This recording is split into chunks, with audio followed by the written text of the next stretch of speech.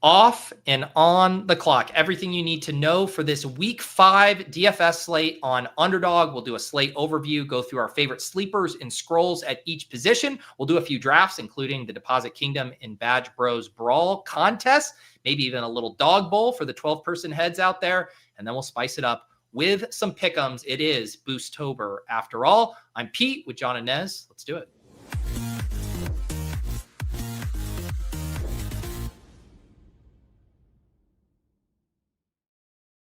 All right. Welcome back, everybody. We got everyone in the saddle today at the start. No internet issues, no traveling. Our first time in, I think, a month of all of us here at the start of the stream.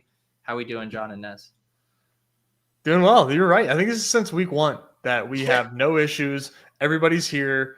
It's going to be good. That didn't stop us last week. The core got home. If memory serves. Oh yeah.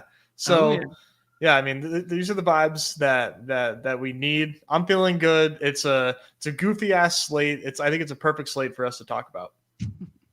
Yeah. And also I know you guys did Winner's Circle. I talked about it on the portfolio review on Monday, but for people who just watched this show, back-to-back weeks, Masterclass subs taking down first place in the BR for 50K, 100K in 2 weeks to Masterclass subs. Jay Dennis was on the Winner's Circle. Told an incredible. I mean, is that not the dream, to go on a 3-week trip to Italy, come back, start dabbling, take a course, and then ship 50K? I mean, that guy's living the dream right now.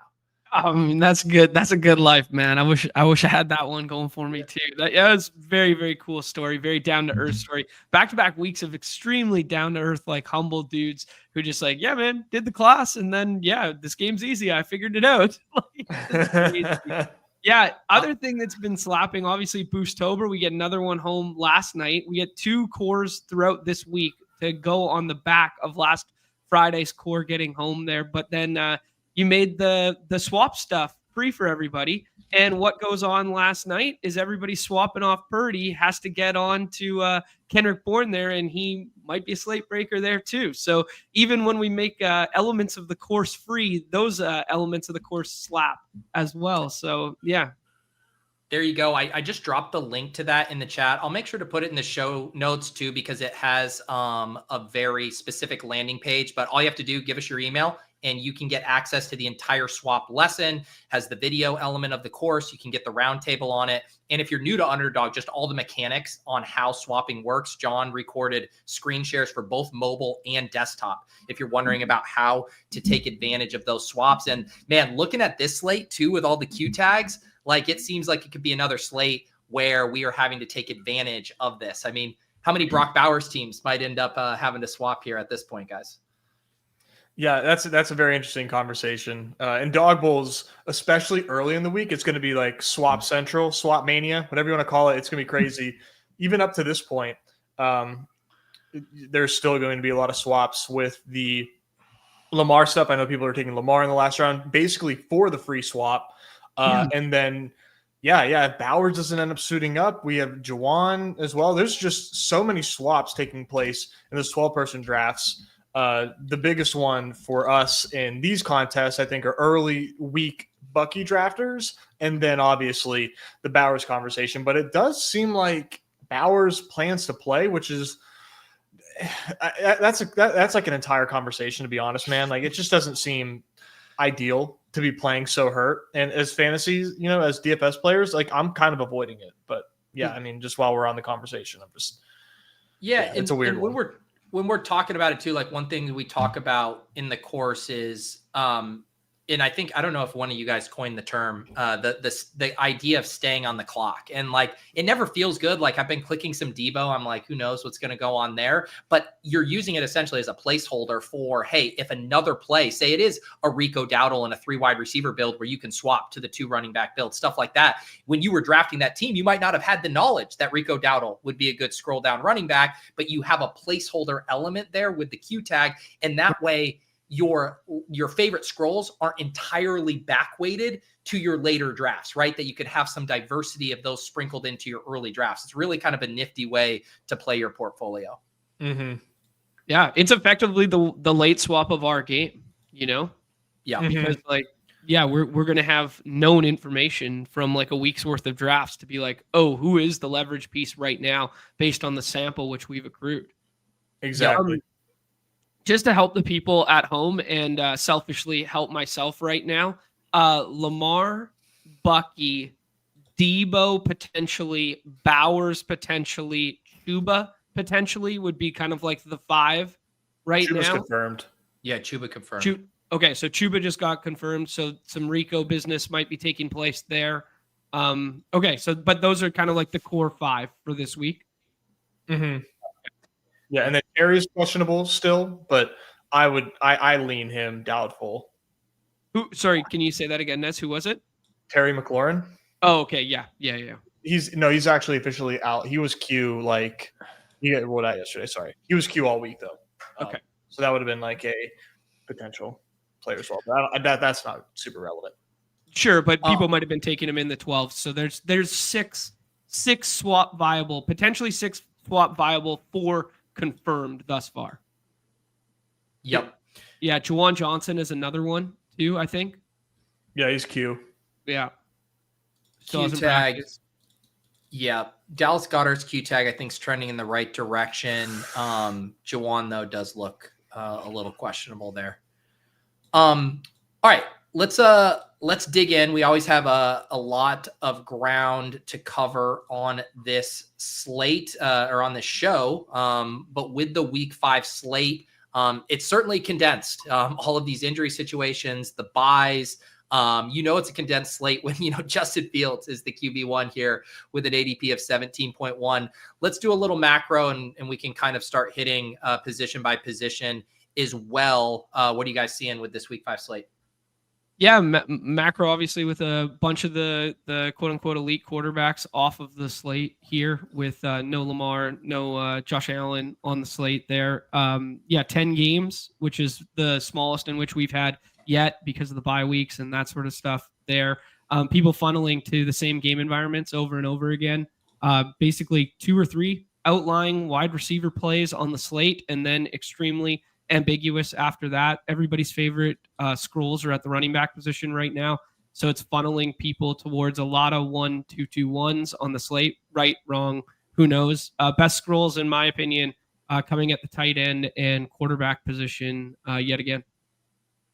It's interesting you say that. I know that like Rachaad White and Rico Dowdle are like easy scrolls, right? Like everyone is aware that they're freed up. They're starting running backs and they have a pretty strong projected role, but like I'm leaning way more towards like the wide receivers in terms of like where I'm scrolling this week and making this week like way more viable in my opinion for 1-1-3-1s getting home. And really, leaning into those builds, depending on what the rooms do in my lobbies, obviously. But I think this is probably in my opinion, like the most viable 3 wide receiver week I've seen. Obviously, we've had 3 wide receiver weeks get home in weeks past, but in terms of like how I'm playing, I'm leaning in way more into the 3 wide receiver stuff. Nice. That's changed since Wednesday. Yeah, I mean, dude, there's just been like a lot of stuff opening up and like the way ADPs are kind of like shaping out.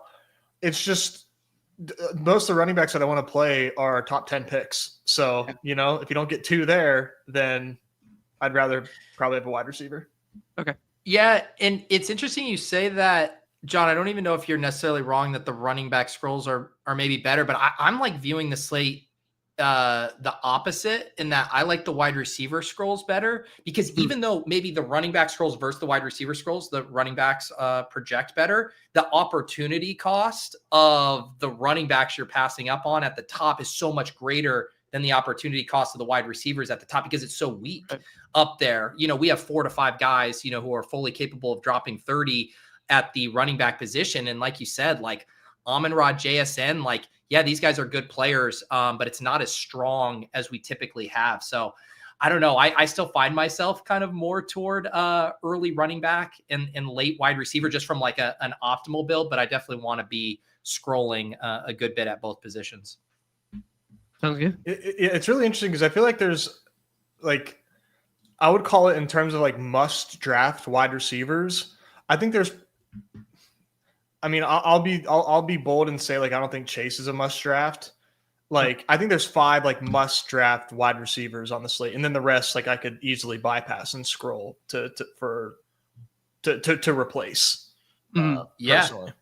And I'd agree with you. I was messing around drafting a few teams with the solver this morning, and just to kind of like illustrate how flat it is after those top 10 or so players is if I just put like a little bit of variance on the projection, I think I slid it up to like 25%. Like after the first 7 or 8 players, like you would literally get suggested like Chris Olave or Breece Hall or like just spray and pray, like Kyler would pop up or whatever. And again, just showing just a little bit of variance, that tier is so flat that you can really start clicking anyone. And that's even more so than any of these previous slates where, like, yes, there's a tier break, but picks 10 through 20 are typically much stronger on a slate than they are here. Yeah, exactly. Let's see. I think because it is so condensed at most of these positions, we can kind of have the like scroll conversation in tandem with just the overall positional overview here. So, at quarterback, we're really going to have 4 quarterbacks who are drafted 100% of the time: Fields, Hurts, Goff, and Prescott. And then after that, because of the Daniels Q tag, because Herbert has an ADP of 31.4, I think some of these guys are going to more fall into the Mahomes range of ownership from last week, where he was about 50% rostered, which is obviously relevant because he was the optimal QB, or at least in the winning lineup there. So what are your guys' thoughts on the quarterback position? Yeah, I might even push back on the 100% number for some of these. Like, I've seen Hurts go undrafted this week. I've seen Goff go undrafted this week. So, I think it's that you're not dealing with like a band of 8 and 4 going every single time like we have in past weeks. It's kind of like 2 for sure go every single time. And then, I don't know, after that, and then you can expand as far down as like QB 12 if you want to. Like, people are doing the Bo Nix thing. People are doing the Jackson Dart thing.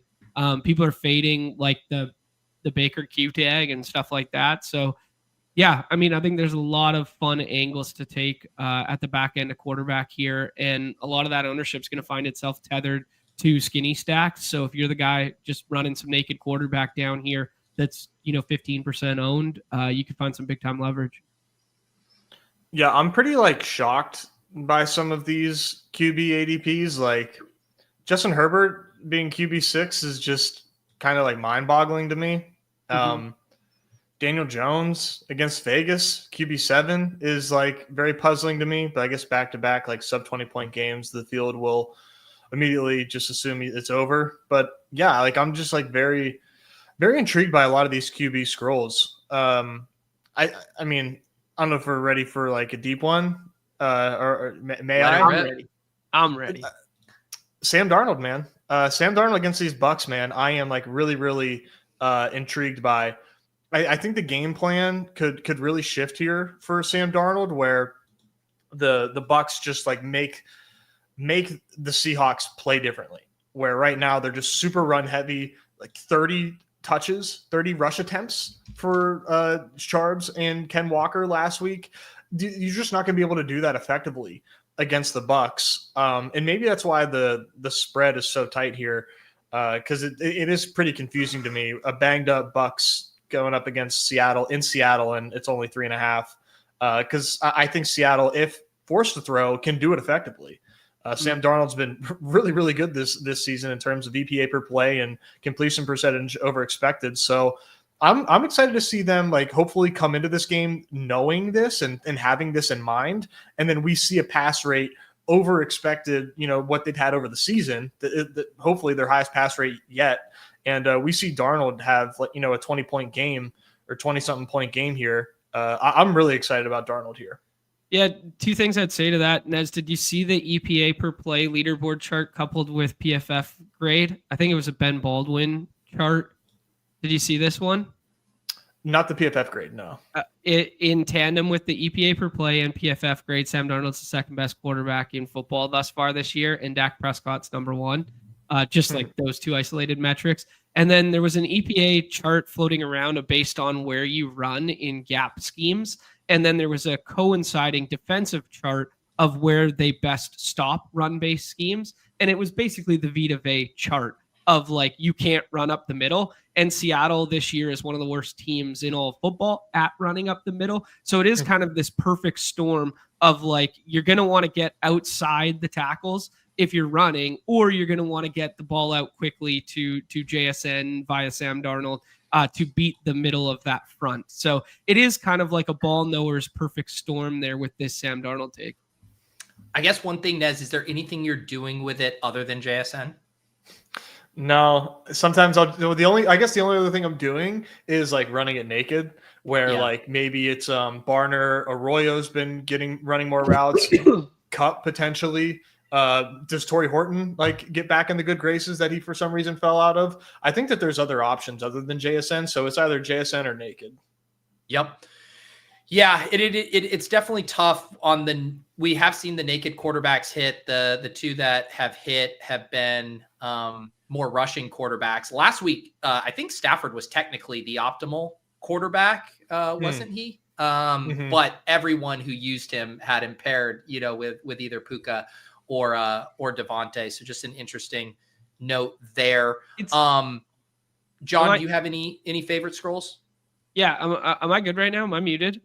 No, you're good. You didn't mute when you coughed, I think. That's why I got myself all crossed up, because usually I'm really good at that, and then I got myself crossed up on which light is which right now. I just wanted to talk about the Matthew Stafford thing for a half second.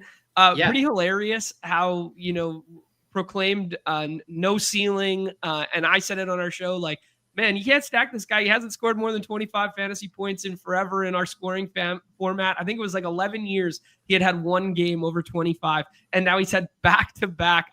My exact line was, you need 350 and 3 scores from him to matter, and now he's had 350 and 3 scores in back-to-back games for the first time in forever. It's just kind of fucking hilarious how he still has that in his bag. And maybe I'm being unfair to him, but to me, I feel like it's more about Devontae Adams, right? Because, well, one, Adams is really fucking good, but also how they're using him is deeper down the field. And he's such a big red zone presence. And I think that offense without him, Puka's still going to ball, but just having an extra touchdown monster and an extra deep threat has like really elevated the ceiling for Stafford in a way that we should be adjusting how we think about his ceiling. Yeah, really good shout there.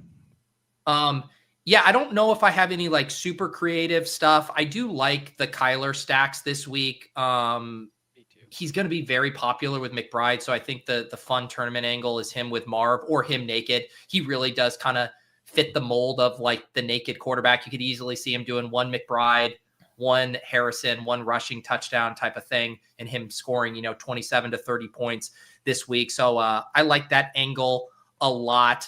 Yuta was just getting me kind of hyped and intrigued on Bryce Young there. You could basically kind of do the Darnold to JSN thing with him to Ted Arroyo there. Is kind of interesting. Any other quarterback notes before we move to running back? I think if you want to go the reverse snip snap angle of like last week where Geno fails and then everybody plays Genty and wins with Genty, and now everybody's pushed up Genty. If you want to go snip snap on like Geno and just play Geno with, Trey Tucker as a super scroll in the 12s or whatever, or Geno plus Jacoby, something like that. Yeah, I like it. I'm in full double stamp of approval on the Arizona stuff with you. That was one that really stood out to me on Wednesday that we were talking about. I have trouble there. I mean, I don't want to make this a whole Kyler segment, but like I really struggle with that, man. I think the best angle for it is like Tennessee sucks, and they don't have like their two starting running backs that they would prefer to run with. So, get right spot for Kyler. But I don't know, man. Like I really struggle to get there with Kyler. It just hasn't been super high ceiling performances out of him in the last like 2 years, So if you're playing Kyler, I feel like you have to stack Kyler, which is like weird to say, but I think if Kyler's getting home for you, I think you have to stack him. Like the best rushing performances out of Kyler, the last one that we saw was like last year was like 83-1, and he only put up 24 fantasy points in that game. Like he's an intriguing player, man. I don't know. I want to, like, when both you guys are on something, I want I want to get there too, considering that I'm not on it. So I agree with the concept that Kyler will probably not be the winning quarterback due to like rushing and the way that Fields and some of these other guys, and that if he does get there, it's because he has an above average passing day that we haven't seen in a while. I guess where I disagree is that you have to stack him, because I think you can still get a Michael Wilson TD. Both these guys, Michael Carter, Amari DiMarcado, pretty good in the passing game. So I could see the spread out Kyler game, but I do agree with you. The dude's going to have to throw 3+ touchdowns to be the optimal. Yeah. Okay. Yeah. That's fair. All right, let's head over to running back here. Obviously, some really good plays at the high end, kind of a tier here in round 1 with Taylor Gibbs, Achane, Hampton, and Barkley kind of flirting with it. Scatabo is kind of a hard click right now with Tracy back at practice. We'll see how that shakes out. Breece Hall and Javonte in that game, Genty coming off of the massive game, and then you're pretty quickly into scroll territory. What are you guys liking at running back? Yeah, I mean, I think everybody's favorite play on the slate's Breece Hall, and he's just kind of pushed up over the week here, and then ETR gave their stamp of approval on it. So that's kind of like really thrust up. It used to be like a 5th or 6th round pick to start the week. Yeah, people are going to get excited. Like people have a tendency to get excited about playing like the new shiny toy, and that's going to lead people to clicking, Rashad White, Rico Dowdle, and Woody Marks as kind of like their 3 favorite scrolls. I'm not sure I necessarily agree with it. I don't think it's like bad per se, but I'm going back to the well on Chase Brown, man. I just wow. I don't know, man. This might just be like total fish donk behavior to be like, yeah, he's been good in the past, but like he just gets all the usage in the world. He's game script agnostic. As long as they can move the football a little bit in a trailing script, if you're going to get Chase Brown with that workload at like 30%, I'll play it a bit. Okay. Yeah, no, I guess the you can look at the rushing attempts being way down, and 2 tough games on the road at Denver, Minnesota. Granted, this is another tough game where it's like, how much are they going to be able to run the ball? Or are they just going to be down 14 points so quickly? But I'm never going to push back on a lead back who has a low draft percentage. So yeah, I can certainly see that. Probably need an explosive play from him to get home there. Which is debatable if he has it in his bag anymore. That's how we got on to Chase Brown. Was once upon a time he had one big play during the Dawg Bowl, and we were like, oh yeah, this guy like is pretty intriguing for best ball. Let's for me, I'm gonna go. So this is like full slappy, man. It's Woody Marks season. I love it, man. I'm absolutely bought in. I just don't know how you can look at the Texans as a team. Like if you're the coach and you look at your team and you're like, wow, like we have like really nothing going. Like we can't even get Nico going. But like, here's Woody Marks, who last week scores 2 touchdowns, looks awesome. He's explosive. He touches the ball 21 times, man.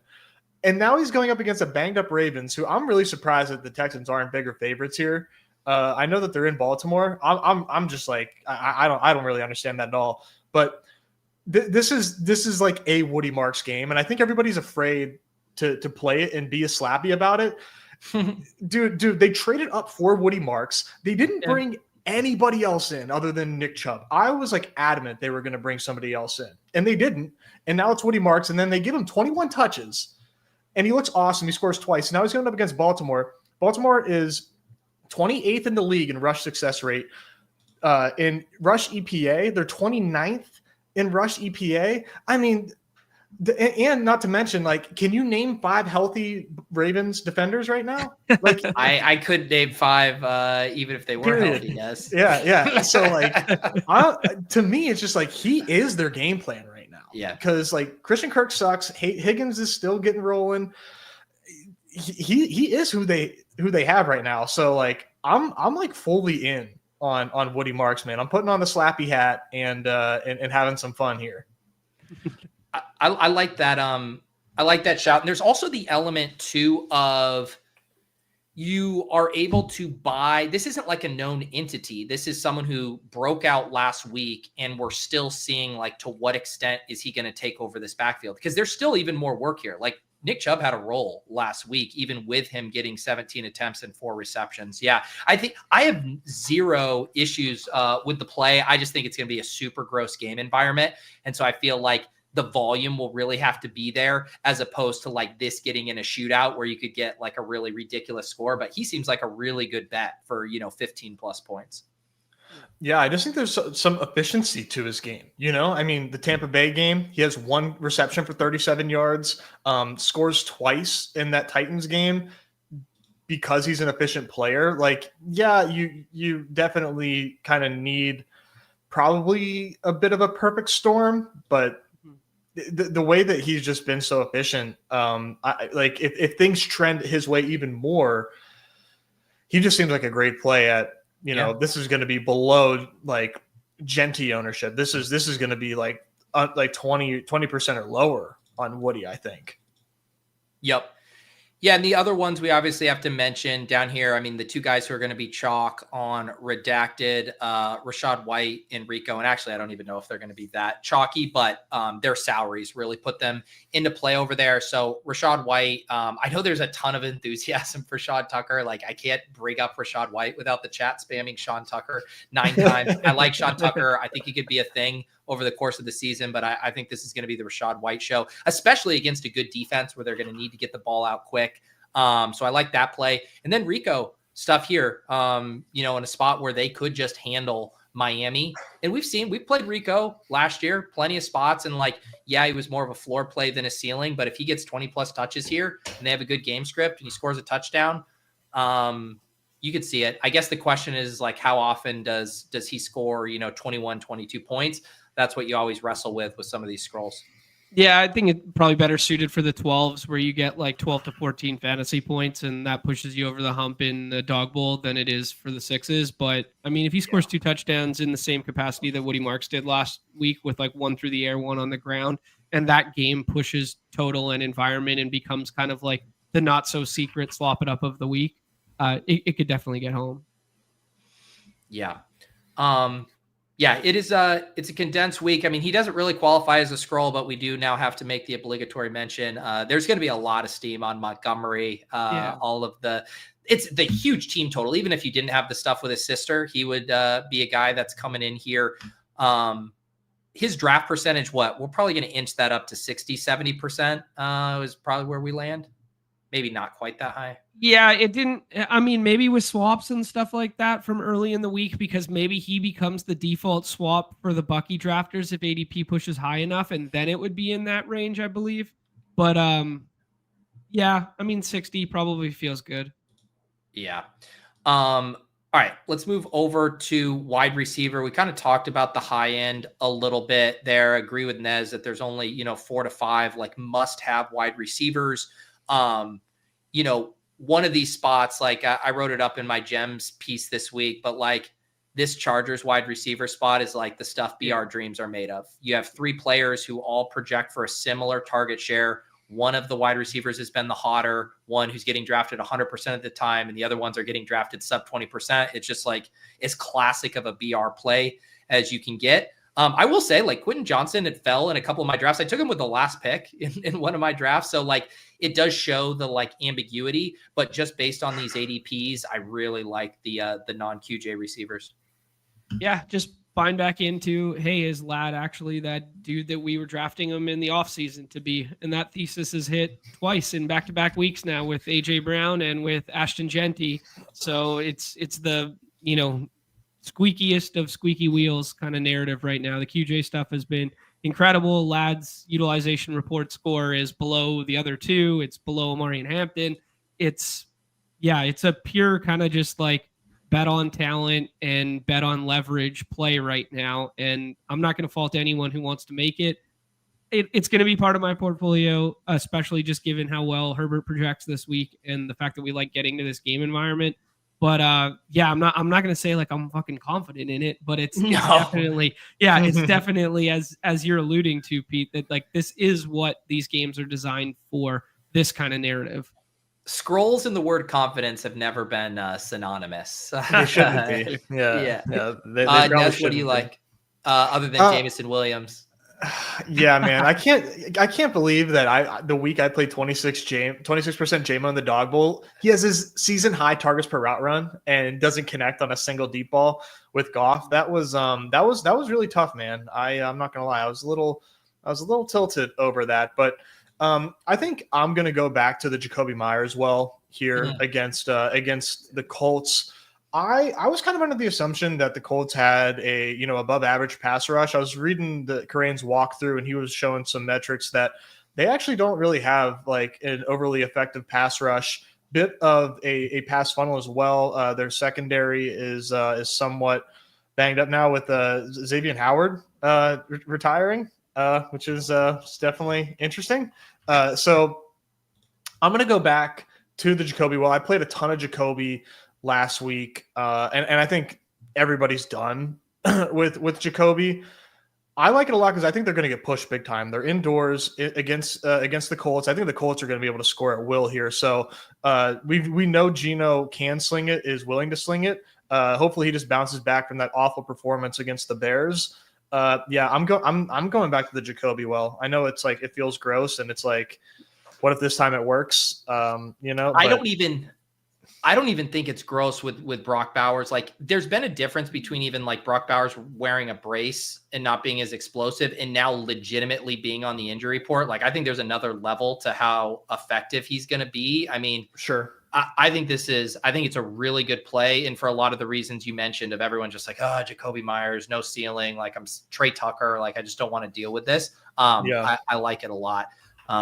I think there's a lot of good ones down here, John. I mean, Chris Godwin comes back to a 90% route share, 26% target share. We used to draft this guy like top 15, top 20 ADPs at 35.5. Yeah. Chris Godwin's on my short list there. Marv Harrison, who we already talked about. Jacoby Myers, who you said there, Nez. Olave, Devontae Smith. Like, if you get the Surtain treatment on one side and then that game plays up a little bit, everyone expects it to play down. But if it happens to play up a little bit, that one feels good. Everybody wants to play every angle of Detroit, but nobody wants to play the Bengals. So T. Higgins feels fine. And then Darius Slayton, new quarterback change, new expanded X role, more of a 12-person one if you want to do like skinny stack with him and Dart. I just think he plays better for the scoring format than Wan'Dale Robinson does on our site. And people are drafting Theo Johnson. Why not just be the guy who takes Slayton instead? Yep. All right, let's head over to tight end here. McBride, Warren, Ferguson at the top. Those are going to be your 100% drafted guys. Brock Bowers, we've been talking about him. He didn't play again today. Just probably the toughest click I've ever seen in the BRs. I mean, when you couple his recent performance, the injury, the ownership percentage, the high likelihood of like the swap, I don't know what to do with this fucking guy. He's caused me to lose my mind. It's blind faith at this point, right? Like, it's just Ned's kind of been all over it that he's more injured than he is hurt right now, and it just looks bad out there. But I don't know. Crane had some good bullish stuff to say in the walkthrough about the role still, but yeah, I don't know. This is where I think we put our ball knowers hat on, and as enticing as maybe an ownership discount in a decent game environment on Brock Bowers is, I think we might have to kill some of our priors that this isn't the Brock Bowers we were dealing with a month ago. For sure. You quickly get into scroll territory after him, Laporta probably in that 50% range. And then you jump from a 30 ADP all the way to 34. So people really picking their favorite down here: Waller, Ertz, Goddard, Andrews, Johnson, Mason Taylor, Schultz, Tommy Tremble. That's probably the list for six mans. Do you guys have any favorites of that deep scroll tier? Yeah, I like Tommy Tremble a lot. He ran 68% of routes, 27% targets per route run last week. If the Panthers can't score points on Miami, man, there is going to be hell to pay next week. Like, somebody's losing their job. I don't know who. The shit's getting shaken up in Carolina, man. Like, at home, you have to be able to move the ball against Miami. You have to.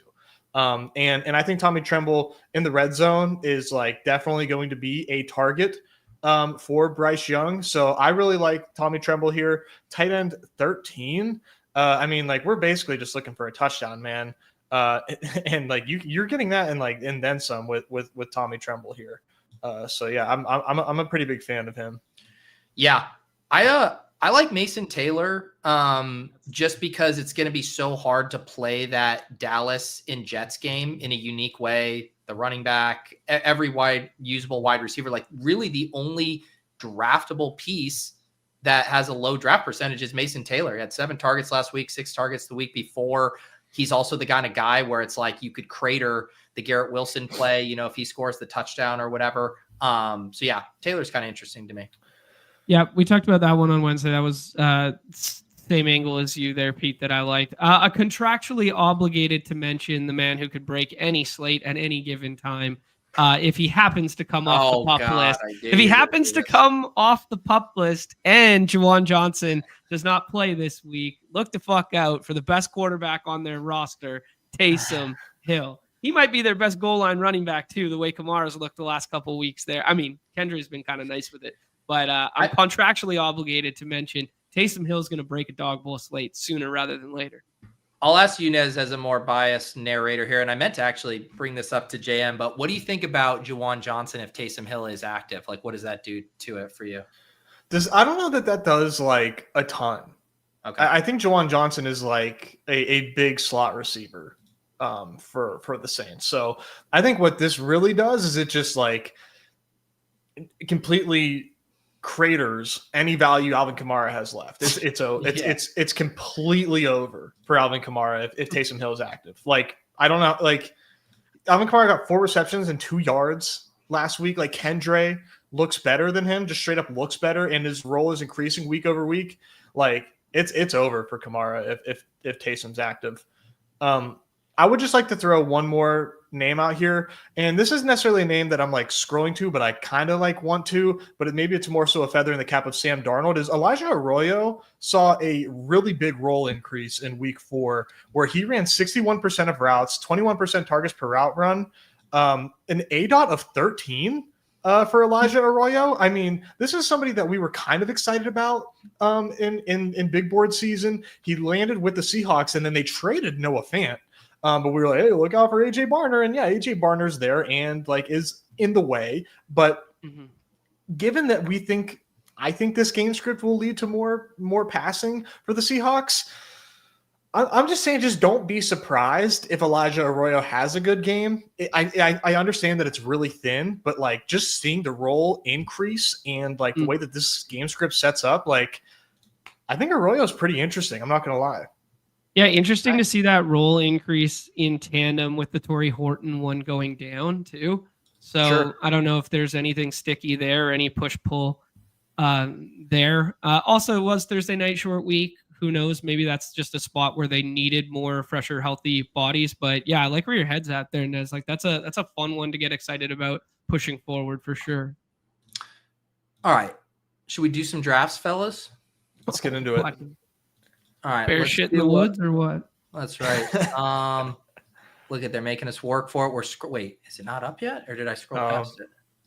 I don't know. Maybe let me refresh. All right, I'm going to refresh. Off and then on again. Blow on the cartridge there. Often, that's what it means for here. Off and on the clock. Oh, no, I don't think it's up. Right. They didn't press the button. We were going to do a Dawg Bowl anyways. You guys want to do the Dawg Bowl here first, and then we'll come back to the small field? Yeah, let's do it. I'm going to hop in. All right, get in. 5 people, so we're good here. Nice. All right, I will. Do you guys want me to message Numi? Oh yeah, sure. Mm-hmm. Yeah. If we have time, we can hop in one of those and then go into the pick'ems. I know we've got pick'ems to get to, but we do. And also, I'm so excited about the development in that the boosts are now on desktop. Yes. Ooh, that was crucial. I told my chat and I told you guys my horror story last week from our core, right? Yeah. Awful stuff. I felt terrible. The one thing Davis and I figured out is if we do some slides today, you need to slide then boost. Don't boost then slide because it doesn't like it for whatever reason doesn't like a boost then slide. So we got to slide then we boost. Just You need FYI. You need to walk before you run, and you need to boost before you slide. Okay. Or slide before you boost. Thank you. Yes. There you go. All right. Influencer 101 for John. Nez has the 1-6. I got the 1-10. So we're all That's over a perfect the spread. The draft part. Yeah. All right. How many, Nez, what's the update? What's the volume looking like this week in the DB? Now this is going to sound silly, but I am trying to do a little bit of less volume this week because of the dynamics that have existed in these Dawg Bowls where there were some significant values early in the week. So this is a lower volume week for me. That said, I think this is like number 56. So I just don't think I'm going to get to 100. What were the values that people should be aware of? Yeah, Rashad White. It was extremely annoying because I was always getting like the back end of like the draft board, like 111, and I didn't want to take Rashad White in the 4th round at the 3-4 turn. So I'm like, well, maybe I'll get him in the 5th round. And then guys like Chad just taking him like right before I could every single time in the 5th round was just I had some strongly worded DMs typed out for him because I just couldn't get any cheap Rashad White, which is annoying. Rico Dowdle. 6th round availability no longer there. Jaden Daniels was falling quite a bit as well. So there was some big time values that were available. It's a hilarious game that we play. That it's like a logical endeavor to pump the brakes on your entry threshold because of Rashad White. Like it's just like, I get it, but it's like it's so funny.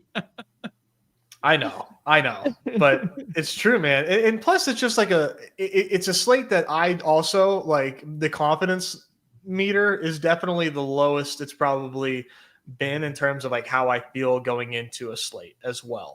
You know, yeah, it feels way more ambiguous. Man, this is definitely one of those weeks where sometimes like having the 101 or whatever feels bad because you can get like 2 on the back end here. This spot here at 110 feels disgusting. Yep. I'm gonna say that Genty keeps it rolling for the Raiders here. Cool. Yeah, I like that call. But yeah, man, like Garrett Wilson, Breece Hall went 108 here. And then man, yeah, Javonte goes another solid pick. But again, when you're thinking about the 1v1s of like my Javonte versus John's Jonathan Taylor or whatever, like it doesn't feel good. No. It's tough. It's certainly tough. Yeah, and I've been getting peppered with 111s all week. I was telling Numi to give the RNG machine a slap over at the Underdog offices because this is getting crazy. So what are your Dawg Bowl exposures looking like? Who in this back end are you heavy on? Pete, I have like 20% Garrett Wilson and George Pickens, just like all over and over and over, just like game stacking that game, and then taking Rashad White at the 3-4 turn. You might get. Well, I don't want to jinx it for you. We'll see what T Money does, but yeah, I did see someone mentioned too on the Scatabo thing. Tracy is doubtful officially, so we should get another at least week of full blown bell cow Scatabo, which is nice. Okay, I'm gonna take Henry. Wow. Yeah, I mean, dude, Derrick Henry, like you would not know Lamar is gone based on his pick'ems right now. 14.3 fantasy points. He's projected for 20 rush attempts, 86.5 rushing yards, 0.83x to score a touchdown. He looks incredible, you know. And I think with the Lamar absence, people are really baking in a lower floor for him, or maybe a lower ceiling, perhaps. Yeah, I think that's probably at the lower ceiling that people are just worried about them not being able to drop 30. But yeah, I don't mind it. You know, I was complaining about the late draft slot, but getting to get both Genty and Henry feels decent. Mm-hmm. Did you guys forgive me, I didn't get to like watch all of the segments before this. Did you guys talk about the David Montgomery storyline? Is that because like I didn't know about this until you brought it up? Yeah, I didn't know about it until people were mentioning it in the Hand Builders channel in the Discord, and then I brought it up to like JM. Yuta knew about it because he brought it up. Of course, yeah. But basically, everyone I've talked to who I consider sharp is saying like, no, this is gonna be a real thing. Like Dan Campbell is gonna get David Montgomery a touchdown this week. He might get him more than one. I mean, this is an incredibly powerful story, man. David Montgomery coming back because I saw some people in the chat here that were unfamiliar, as was I. Yeah. So he interviewed with Kay Adams. He went on the Kay Adams show, and he's talking about my colleague, his hometown. Kay Adams, please. Yes, yeah. Kay Adams has said Pete Overzet's name before, which is insane on air. It'll be the last time she ever says or thinks about me. Trust me. And so he's on the show and he's like, yeah, I'm going back to Cincinnati. It's my hometown. And my sister got in a very serious car accident on Valentine's Day. She has not been able to travel. It's going to be the first time seeing me in Cincinnati. So like, there's so much going on here.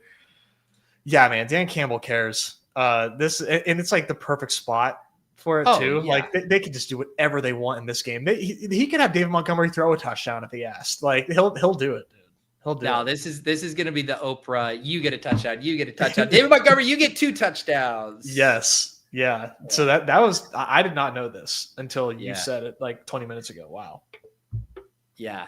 Yeah. I mean, it's that 30-point team total here. We're gonna get fireworks for sure. It's just you would think, right?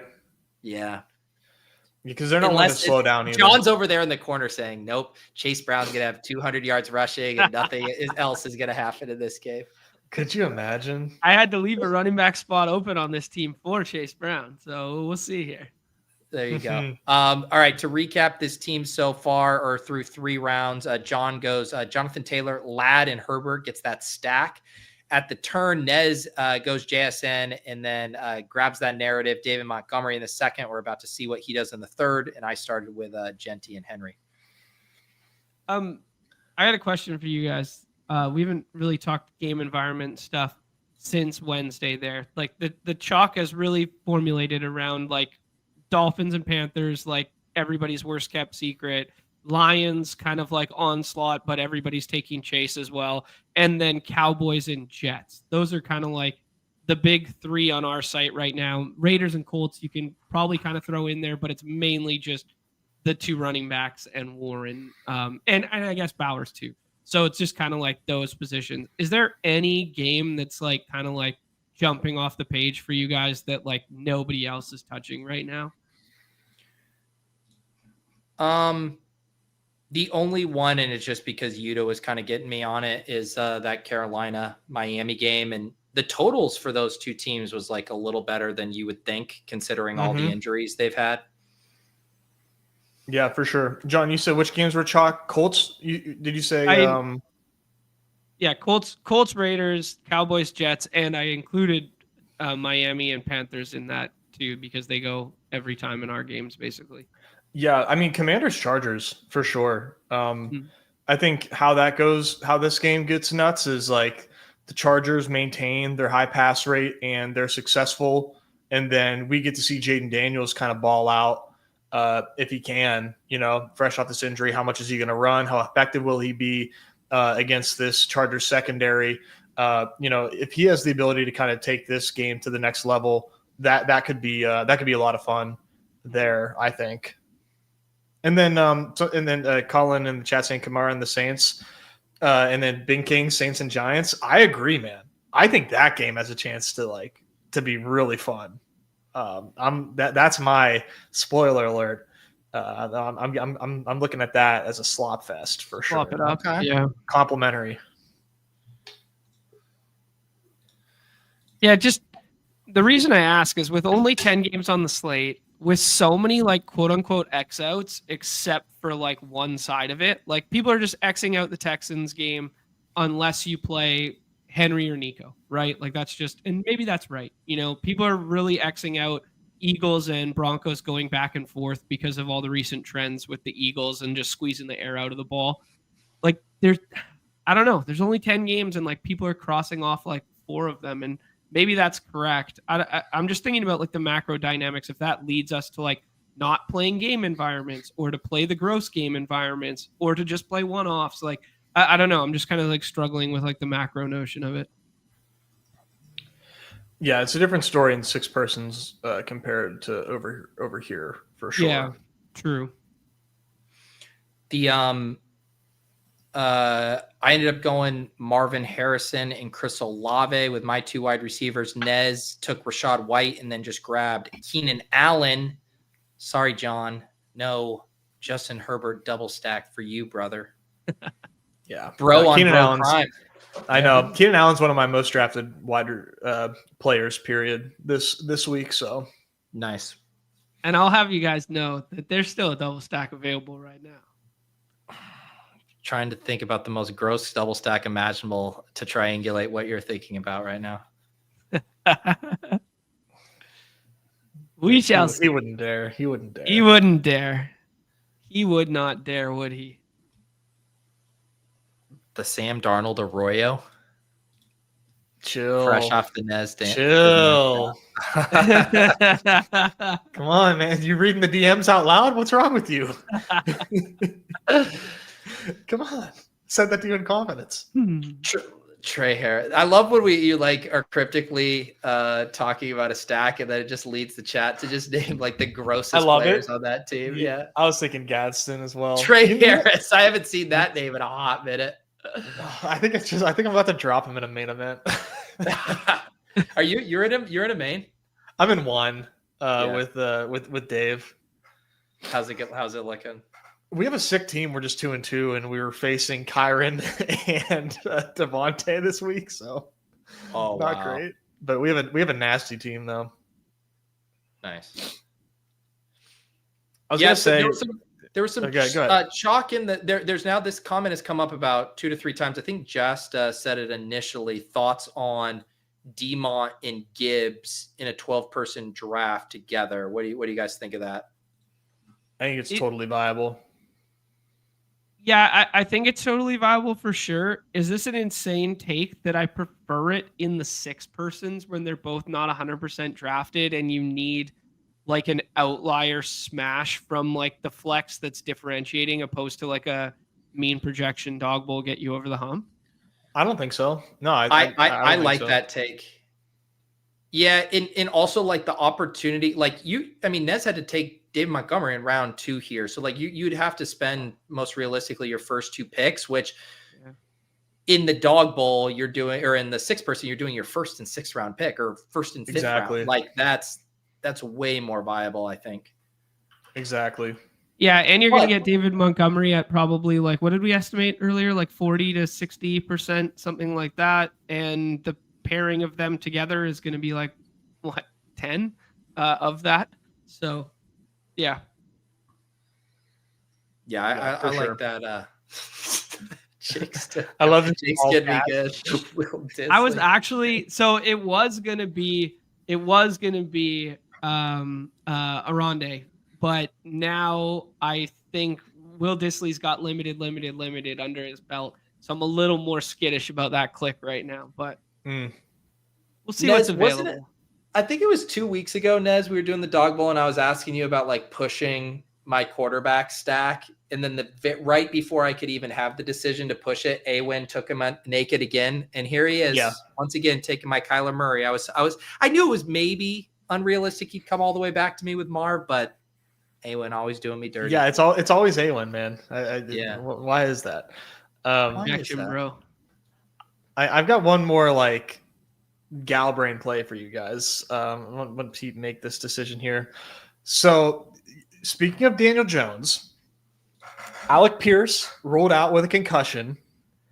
Can they possibly keep AD Mitchell off the field just because he made some mistakes? He was so good, man. Like he like, how you're gonna put Ashton Doolin on the field over AD Mitchell? Like, I don't know, man. I don't know that they can keep him off the field just out of punishment. Yeah, I mean, we've seen teams punish players for far less things. So yeah, I wouldn't put it past them for still being pissed that he took 14 points off the board last week. I mean, I just feel like you got to just run it back, man. You got to give him a chance to get right. But who knows? Maybe it's just wishful thinking. But a 20 A dot, man, 80 air yards, like, oh my gosh. He did go there. That Paulino has a good point in the chat. Some mistakes. He cost them 2 touchdowns. Like, it wasn't just that one. I'm well aware. I mean, whole we're talking thing. about a guy being Yeah. benched. You know, these are not small mistakes. He made 2 huge mistakes. Yeah. I think Jacob Sanderson put something out this morning, like obviously his beloved Colts that he reacts to every week here on the program with you guys. But he was suggesting that they'd maybe split Pittman out wide a little bit more than his combo slot stuff, and then just leave downs on the field in 2 wide receiver sets and use him out of the slot a bunch. I don't know. Yeah. Here are the so I ended up Daniel Jones fell all the way back to me, which having Genty, I kind of like that Dimes Genty correlation. Then I went ahead and just doubled up the Saints without Rattler and took Jawan Johnson with Chris Olave there, which I kind of like. Sweet. Nez did, despite me getting the cat out of the bag about his Darnold Arroyo stack, did grab Darnold, went Dallas Goedert, who just popped up with no injury designation for this week. So Goddard, a nice selection there. And then John's going to have Mr. Irrelevant. You know he's going to show off for all the fellas here. What's he going to do? You guys know who's getting clicked right now, right? Oh, my God. Here we go, baby. He did it. Let's fucking go. For the Wolves. Welcome to Kansas City, Taysom. God. Wow. Great call by Taylor. All right, we got to make up some ground here. So let's hop in. I did see Brett in the chat let us know that the contests are now up. Let's do a Deposit Kingdom and a Badge Bros Brawl here, and see what we're looking at. These are, of course, the titular contest for the Deposit Kingdom Discord and the Badge Bros show. Make sure you guys are taking advantage of these. This Deposit Kingdom one we just hopped in is a 3 max, $10 entry, 1K to first. I'll review the lineups on the portfolio review on Monday mornings. We got the 1-4 here, fellas. We'll collaborate on this one. Yeah, 1-4 is an interesting spot, especially when you guys like the wide receiver scrolls. Like, I agree with you that I do like the wide receiver scrolls. They do feel more palatable than like the quote unquote running back scrolls. Mine was more like a macro sentiment about what the field's doing, where the field's doing a lot of like 1-2-2-1 and like pulling up, like Breece Hall pulling up White every single time. So this is a very interesting draft slot for us to roll if you guys want to do, 2 back-end running back scrolls, because we're going to take 2 of those premium wide receivers from 104, or if you guys want to do like the 1-and-1 that the field's kind of been doing. When I'm at 1-4, man, I typically go wide receiver. Mm-hmm. Just because the top of that position, it just feels better to get out ahead of. Yeah, I agree. Let's. You guys want to grab Amon-Ra here, and we can get creative as the draft progresses. Yeah. If you guys had to pinpoint like that GM front end combo this week, what is it to you guys? Like nothing egregious, like just like a pick or 2. Achane and Amon-Ra, Achane or JSN. Okay. Like whoever is that top 3, whoever that last running back is of that top 3 tier, paired with one of Amon-Ra or JSN. Okay. I mean, I might put that in the egregious category because I haven't seen it yet, but have you seen it? I haven't, but I would guarantee that it's out there. Sure. Yeah. Okay. Because mine's Amon-Ra JSN. First round. Yeah. Like Amon-Ra JSN, and then having like one of the projectable running backs and then a scroll at the tight end or the scroll at the running back position, and then running either a skinny stack with tight end and quarterback or running naked quarterback is kind of my favorite right now. But I don't know. I was just curious. Mm-hmm. We're about to pick at 2-3. We start with Amon-Ra. We'll see what this drafter does. They're going to time out and select Garrett Wilson. We could do McBride. We could scroll. What do you guys like? I'm into McBride. Sure. Evergreen. Do it. Yeah. I mean, the floor ceiling combo of McBride, especially in plus matchups, is just it's unparalleled at the tight end position, given Brock Bowers' current health. I mean, maybe Tyler Warren if he continues to get, some rushing attempts mixed in here and stuff. I feel like the interesting question or conversation around McBride is just like how much, right? Because like from a Vort perspective and stuff, I think you can make the case for him exactly where we took him at pick 9, which means you can have a pretty big grip of him if that's where you have him ranked. So like, I don't know, like what percentage when you guys look at your exposures after lock at 1 p.m. Eastern on Sunday, like what's the number you'd want to see from McBride? 35. Wow. It's a lot. Yeah, I was going to say 20. Yeah, I'm probably going to be in between that. Probably 25 would be what I'd shoot for, I think. Or I haven't been like really managing my exposures a ton as I go, but I'm guessing that's about where I'd end up just naturally. Yeah, same. Just because it just where we picked him, like the guys that go after him, it's all like, I would take whoever we have at the 3-4 over the, like, I'm not sweating who were like that 1v1 between any of those guys. You guys want to slurp the Henry Dipperino again or do something else? I'd say we take Henry. Yeah, good with this. It's our first running back. Like we need to take one. Not a bad start there.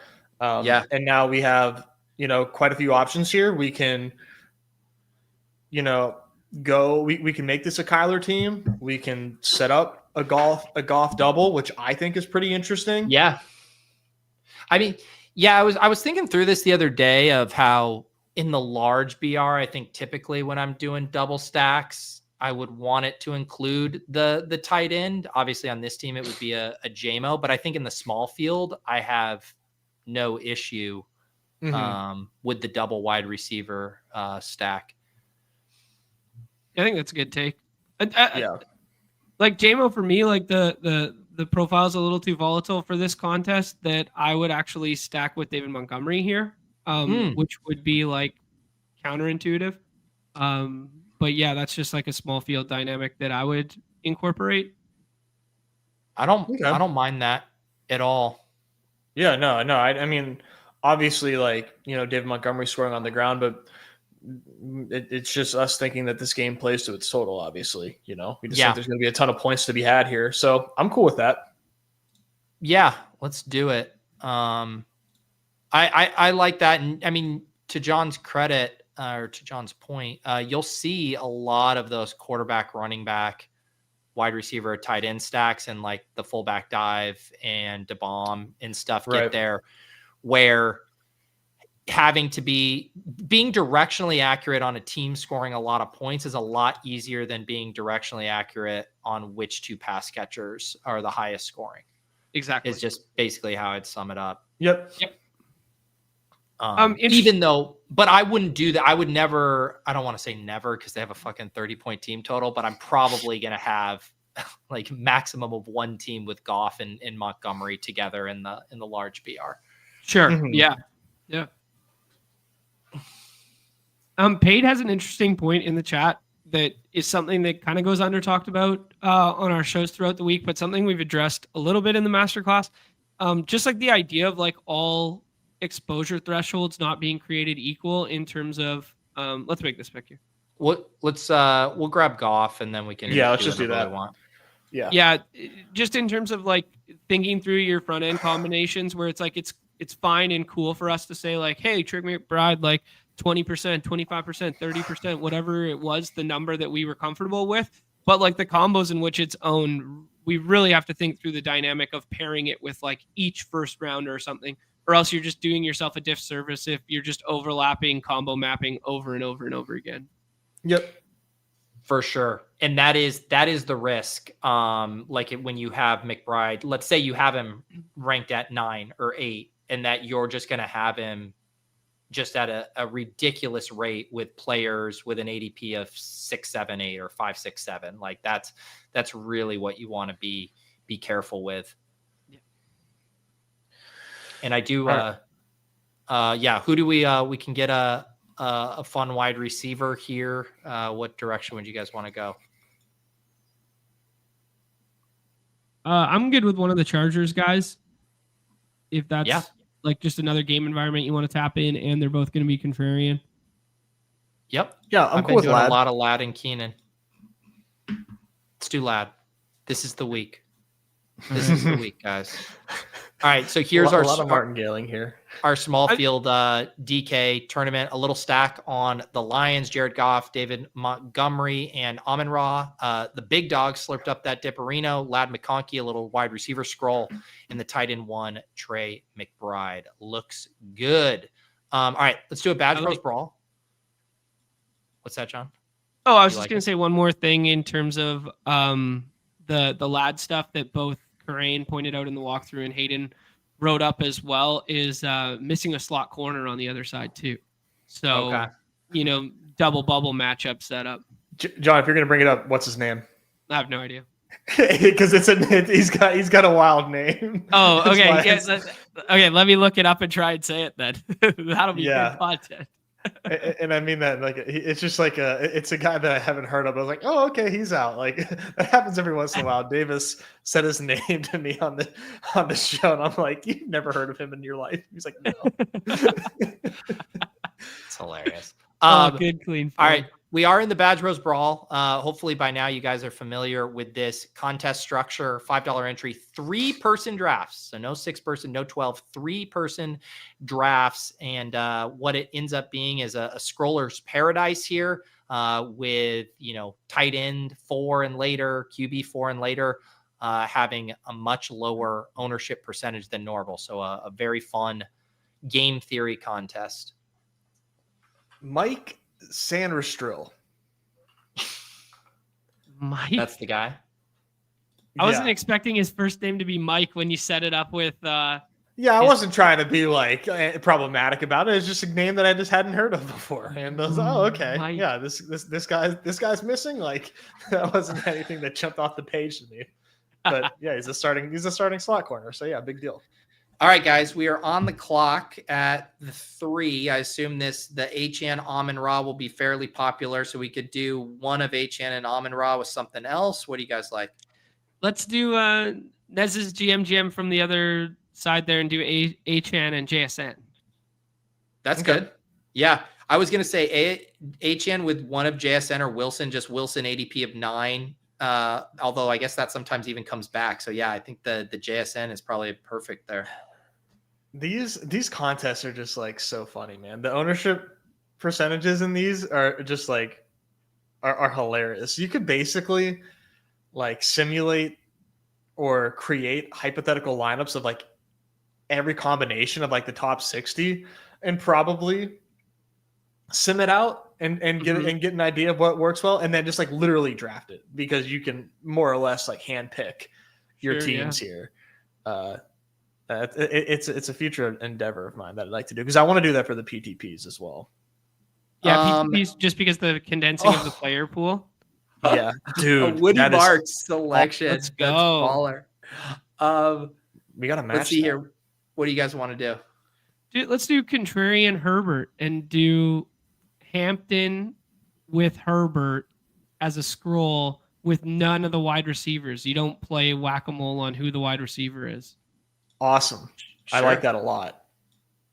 Yeah, and again, this is a relatively small contest. I mean, 2,200 entries, and you're kind of hoping you sneak in like the Bijan, 60-yard TD reception in there as well. Exactly.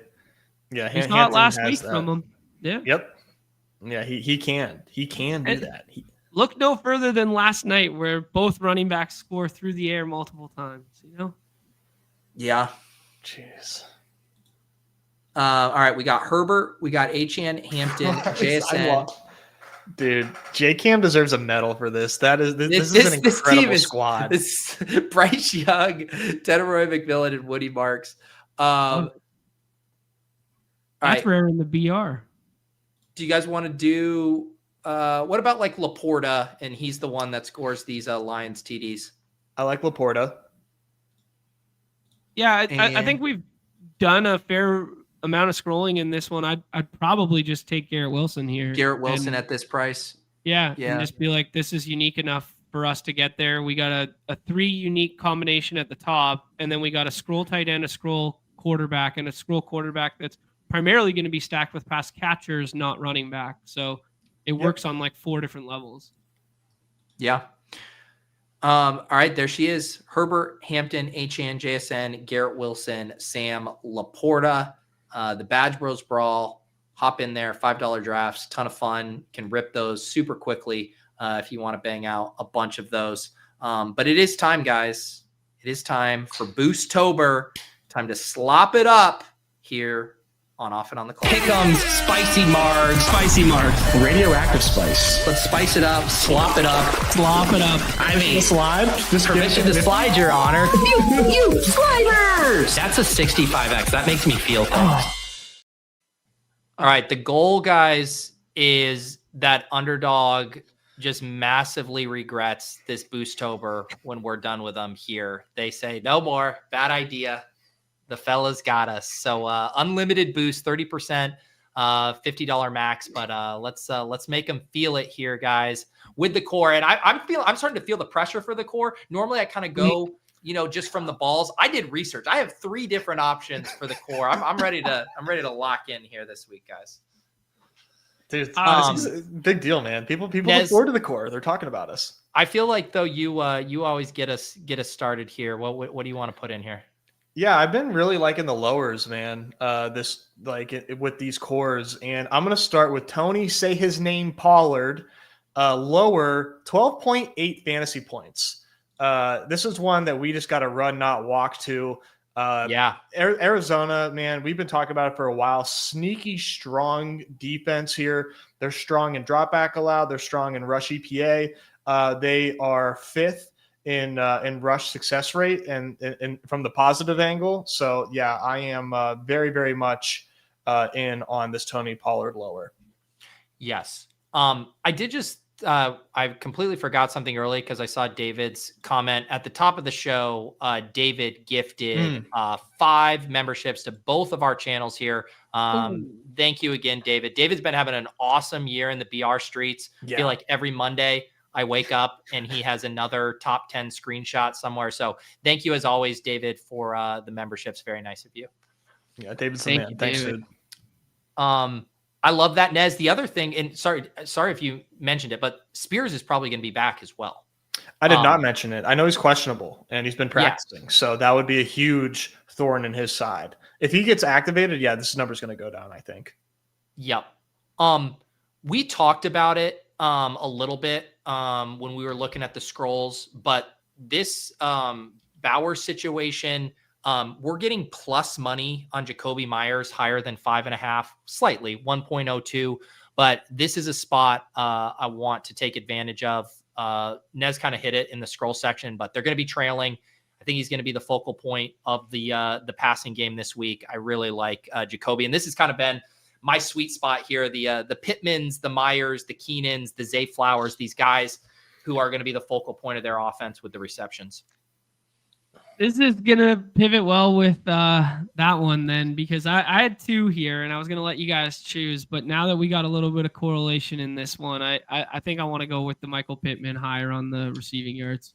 Let's do it. On yards or receptions? I like the yards one. Yeah. Unabated likes the yards too. Yeah. He's been kind of around this number a couple of weeks, but this is a really good matchup for him. And some of my research today, what was he popping in? Oh yeah, I was looking at the RotoViz matchup tool. Colts wide receivers were specifically popping there. I think it's a good shout now that he's good to go. Let's do it. All right. Luckily, with the boost, I do not have to worry anymore about doing the double. We're going to max this out at $50 here. Man, that looks so good. It is. Let's keep Let's keep the core. What are we? We're 3 of 4 cores on the show on the year. Correct. Yeah. Good start. You love to see it Yeah, there. Calvin Ridley sold us. This is the only one who sold us so far. Would you guys, because normally, how about this? Normally, I try to put $100 on our core. We have the $50 boost here. Would you guys want to do a core part 2 with just like a conviction, another conviction play here? Let's go. Yeah. Because the one play we've been talking about the Titans, and this is just a little bit on the other side of it here. But Ridley finally returned to practice, but he's questionable. I mean, this Io Maynor line seems just so light to me here at 32.5. Was this going to be yours, John? Yeah, I can't believe you went to it. It's Unabated's #1 play too. I hadn't even looked at Unabated. I mean, he's cleared this number every week except week 1 against Denver, which was his debut as a rookie. Like, I love this number. Yeah, it's out. Man, I've run it like 3 different ways with 2 different sets of projections on the unabated stuff, and it's their #1 edge on the week. So I love it. Beautiful. I'll give you some time to do some research, John. If you need a backup, I'm going Alvin Kamara lower fantasy points here. It's 12.95. Man, a lot of ways this goes wrong. Kendra Miller having a role, Taysom Hill potentially coming back. I like the lower here. I like it. I'm trying to come up with a good nickname. Nezzy Lowers. Lower Nez. Nez, I don't know. What do you think, John? Yeah. My heart wants to do something Justin Fields rushing. But the hashtag models don't love it as much. They like lower passing more than they like enjoyer of his rushing. How about Jared Goff higher passing completions? Showing a little bit of an edge here. Highest team total on the slate. They never take their foot off the gas. Yeah, what is it? It's was it completions or pass attempts you said? Completions. Let's do it. Jared Goff 21.5, Kamara lowered 12.95, Io Maynor 32.5. Should we rip it? I like it. Yeah. All right. That I might even off the clock have to do some round robining with those cores there. Yeah, those are good. Okay. I had mentioned to you guys I have that hard out today, so I want to get in a few of our other typical ones here. Definitely a game stack and a touchdown and a super slide here. So which game should we mess around with? I think Nez, you kind of hinted at it, right? You want to do something with that Carolina one? It's either Carolina, Miami, or Giants and Saints. Oh yeah, you also said Giants, Saints. Well, we just played Kamara lower in the core there. Let's play the other game. Okay. Yeah. I mean, let's play this as the Tet breakout game, right? Yeah. Sure. Yeah, the Tet breakout game, the concentration on Miami side funneling through the 2 big guys. You like Tet eight receptions at a 3.14? Yeah, I think that's good. The ADOT's been really strong, but I think he can connect for 8 receptions here. Yeah, no, you're right. Let me just see what the comparable is, I guess. It always looks better from receptions. It'd probably be 100 yards at 2.67. Do the 100 yards. I don't mind that. Okay. All right, we'll do 100 yards instead. Yeah, eight's a hefty number. And with Bryce, it's always nice to lean into like a big play as opposed to him completing 8 passes. Right. God damn it, Bryce. All right, what else do we like? HN receptions, Waddle stuff, Tommy Tremble touchdown, like that kind of stuff. I like the Tremble stuff for sure.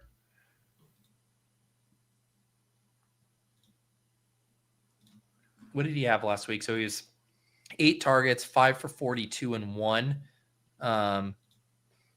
Even him getting 5 receptions again is is 4.5 or is 1.93. It's not bad. Yeah, so let's do those two, and then our favorite Miami slide on the other side. Yeah, and just run it as a 3. You like those? Nez, what Miami do you like? So I'm really into. Do we have any rushing for him? No, damn it. I like Malik Washington. I'm really annoyed that we don't have combo stuff or any rushing stuff for him, because I think the combo scrimmage yards would be a ton of fun, because he's getting 2 to 3 carries a week. And with Hill out, like I feel like that's just another design opportunity for him. So I will say, Nez, even just 7.85 fantasy points or whatever, if you want to play that angle, I mean, with the boost, this is a 40xer right here. Wow. Okay. Yeah, I'm cool with fantasy points. McMillan, 100 receiving yards, Tremble 5 balls, Malik Washington over 7.85 fantasy points. You like that? Yeah. That's fun. All right. Rip it in here. Yeah. I might have cooked a little something on the side there too, so I'm going to share that one in the chat for you. Okay. And then see if you guys like that home cooking. All right. Well, I'll pull it up. I mean, I don't want to gatekeep here. All right. We got Tetaroya, Achane reception slide, Waddle reception slide, 32xer there. All right, there we go. We're gonna get all up in this game here. So we got the core part 1 and part 2, and we got Carolina, Miami, part 1 and part 2 here. And I will, as always, I will drop these into the Badge Bros channel in the Deposit Kingdom Discord. I'll put them in the show notes in my newsletter tomorrow. You will have places to find them. Here's the dump, David, so far in the chat. It looks like that's split up on the last one there. So let me try one more time. All right. I have like 2 minutes left. What should we do here? You guys want to do a touchdown one? Yeah, I think we got to do touchdowns in solidarity with people playing the Dawg Bowl there. Honor Chris for winning last week. Yes. Holy cow. I still can't get over that. So cool. All right, let's each put someone in here who's scoring a touchdown. Let's get a 3-leg touchdown one. Yeah, I'll take Breece Hall. Nice. Breece Hall, even money. Let's get that in there. John, who's scoring a touchdown? Man, I'm so tempted to go back to the Miami stuff, but let me just confirm a price point here. I mean, this, no, it's not a good enough one. I was going to go like Marv Harrison if we were getting like a 1.5 or something. I was literally looking. I literally just typed that in before you said it. I was curious on that 1.18. Yeah. And Breece Hall, man. Are you kidding me? Do you know which one I want? I want a Giants wide receiver, either Wandell or Slayton, I think is a good one. Just take whichever one the price point's better there. Slayton's a 1.8. 8. And Robinson's a 1.49. Yeah, let's go Slayton. Yeah, I gotta zoom out. I mean, John, a Marv isn't bad here at all with the if we go Marvin Harrison, who I also like, that's with the boost, you're looking at a 16x for those 3. What is David Montgomery potentially? Like, he's probably getting taxed to the world, he's getting right? taxed. 0.81. Yeah. And then what about JSN? We all kind of like that game. You getting 1.9 on 1.09? Yeah, that's not bad. 1.9 on JSN is a lot better than 1.19 on Marv. I agree. Yeah. So that's a 15x there for Breece, Slayton, and JSN. Breece and Slayton. Yeah, I like that. Yeah, like Slayton's doing the heavy lifting here, but then 2 nice chalk pieces that everybody's kind of in favor of. Okay. All right, real quick, let's do 2 players, big slides, a little mini correlation from a game. Should we play the lad slide? Yes. Yeah. Finally the week. What do you guys like, yards or receptions for lad? The problem with the lad slide, the only thing I'd say the problem with the lad slide is I'm not sure what we're going to love on the Washington side. That's true. I would do Jaden Daniels rush yards, like, for sure. Okay. Okay. I like that. Jaden Daniels rush yards 44.5. What's the number, Nez? How much did he rush? Go to 69.5. That gets you 25.84 base, 33x there. Just two simple things. Lad 9, Jaden Daniels 70 yards. Perfect. Before you click that one and steal that link, can you post the other link in the private chat, please?